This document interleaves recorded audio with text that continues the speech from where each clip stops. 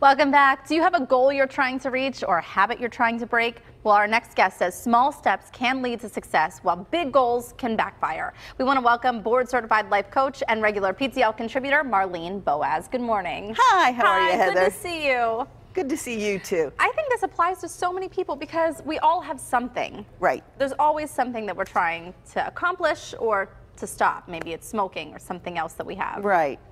And we often think of this big, audacious goal that we want to achieve. Right. And we have it out there and it's far away, and if we don't achieve it, then we fail. And so while goals are good, it's sometimes more important to think about the process to get to the goal.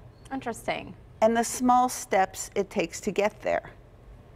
And that's what will really build the long-term success. Well, and I love what you said too, that sometimes these things are decided for us. There are dramatic changes, but that's not always the case. It is sometimes where you have to take those smaller steps. I think any of us could, like you say, make a laundry list of things that we want to change in our lives. It could be health related, it could be, like you said, smoking, it could be exercise more, it could be to balance work-life a little more, it could be to have better relationships.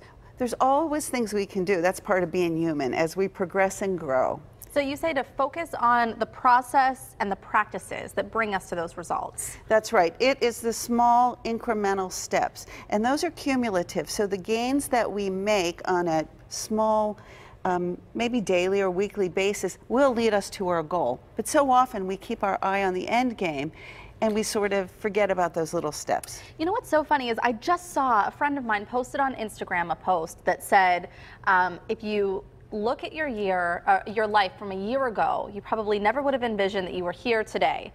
And a lot of times that happens. So much happens in the course of a year that you don't envision where you're going to be next in life. Right, and so I wanted to use this graphic just to show you, and it's a very, very simple idea. And like you say, a year ago, if this is sort of where you want to be in a positive place in your life, and this is a negative, all the things that you don't want to do or things that you're not happy with in your life, when you start out, there's not much of a difference. But if you keep going along this path and don't make the positive changes, the longer you go there, the harder it is to get over to here. The bigger the gap is. The bigger the gap. It's sort of like the knowing-doing gap. You know what you should do, but you don't do it. And the further you go, the harder it is, and it becomes overwhelming. Yeah.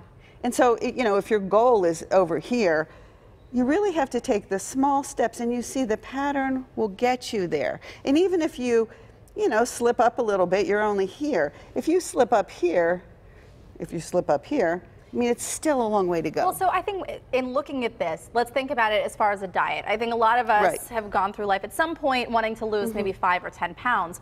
The negative 50. side, or more. And so you're on the negative side of things. You keep eating cheeseburgers, French fries, but on the positive, you make those small steps. Right. So you might slip up a little bit here and there, but if you stay on the positive. Well, the other thing is, if you only look at the goal and don't do the steps, you might, lose your 10 or 20 pounds. Quickly, you've, really white-knuckled it and quit eating so many things, but then a lot of people gain it back because they haven't made the life changes. They've done it so fast. And they haven't done the small and really embedded the small steps into their lives as routines. So you say to remember the 3 R's when we're talking about changing habits. So something to remind yourself. So let's say, at my age, I like to improve my balance because it's important. So maybe I brush my teeth every day, obviously a couple times a day, but in the morning when I brush my teeth, what if I brush it standing on one foot?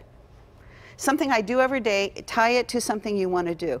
Or if you want to improve your relationships, and let's say you check your social media, instead of just checking your social media, maybe reach out to somebody. I mean, there are all kinds of things. So take something that you do regularly and tie something you want to do. And that's how you can remind yourself. That's how you can remind yourself. Okay, and how about the routine? That's when it becomes embedded in a routine. And this is funny, talking about the incremental steps. I saw my brother after some time. He lives away, and he had lost weight. And I said, how did you lose weight? And he said, I started eating a Klondike every day after dinner. I'm like, how did you lose weight? Well, he said, We're talking about the ice cream bars. Yes. He said, I used to eat a big bowl of ice cream, and I went down to a Klondike, and I lost weight.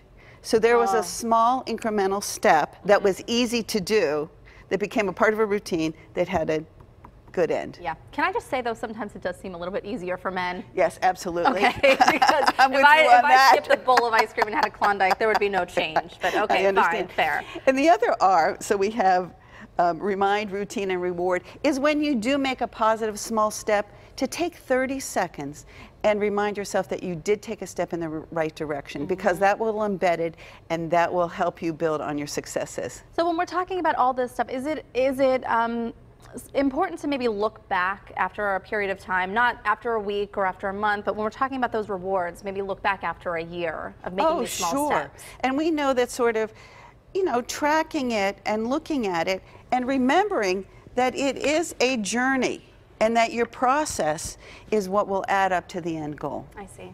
Good stuff. Thank you. Gets us thinking always. Board certified life coach Marlene Boas and regular PTL contributor, thanks so much for joining us.